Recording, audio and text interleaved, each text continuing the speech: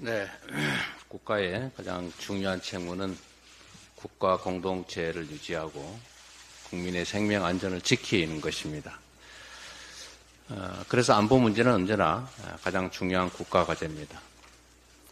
그런데 지금 한반도의 안보가 점점 위태로워지고 있습니다. 남북 관계도 점차 긴장의 도가 높아지고 있고, 특히 한반도를 둘러싼 국제관계도 점점 악화되고 있습니다. 최근에 중국 또 러시아를 포함한 북방 관계가 계속 악화되고 있었는데, 그저께 푸틴의 북한 방문 후에 포괄적인 전략적 동반자 관계에 관한 조약이 북한, 러시아 간에 체결됐습니다. 그 내용이 매우 위태롭습니다. 전쟁 상황이 발생하면 즉각 군사 지원을 한다. 거의 군사 동맹에 가까운 조약입니다. 우리 정부는 이에 대해서 즉자적인 대응을 하고 있습니다. 우크라이나에 대한 무기 지원을 검토하겠다라는 등의 조치를 하고 있는데, 글쎄 이게 과연 이 문제를 해결하는, 그리고 좀 더 크게 본다면 한반도를 둘러싼 안보 환경을 개선하는 조치가 될 것인지 악화시키는 조치가 될 것인지는 우리 국민들께서 판단하실 수 있을 것 같습니다. 문제는 왜 이런 상황이 발생했는지를 되돌아보는 것이고, 또 이런 상황을 개선하기 위한 안보 위기를 완화할 수 있는 방안이 무엇인지를 냉정하게 그리고 섬세하게 고민하고 시행해야 한다는 것입니다.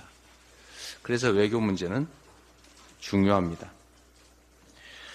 그런 면에서도 이 정부의 예측하기 어려운, 이해하기 어려운 이런 외교 행태에 대해서 외통위 그리고 국방위를 신속하게 열어서 그 원인과 현상을 점검하고 대책을 강구해야 합니다. 그런데 아직도 외통위, 국방위가 구성되지 못하고 있습니다. 신속하게 여야 간 협의를 통해서 외통위와 국방위를 구성하고 활동을 본격적으로 시작해야 될 것입니다. 언제까지나 기다릴 수는 없는 일 아니겠습니까? 여당에 요구합니다. 정략에 갇혀서 중대한 안보 현안을 외면해서는 안 됩니다. 즉시 국회로 나와서 이 위중한 안보 문제에 대해서 원인 분석을 통해서 대책을 강구해 나가도록 촉구합니다.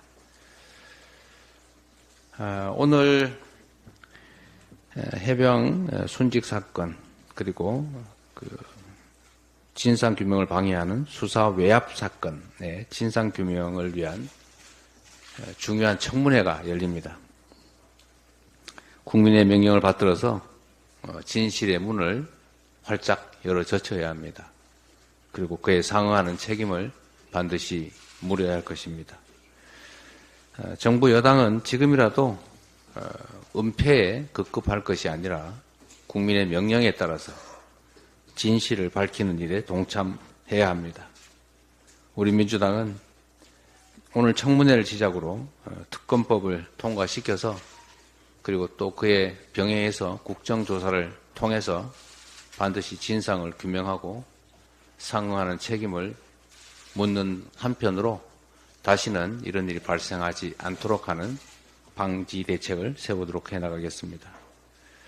억울한 죽음의 진상이 낱낱이 밝혀질 때까지 유가족과 국민들께 드렸던 약속을 반드시 이행하겠습니다.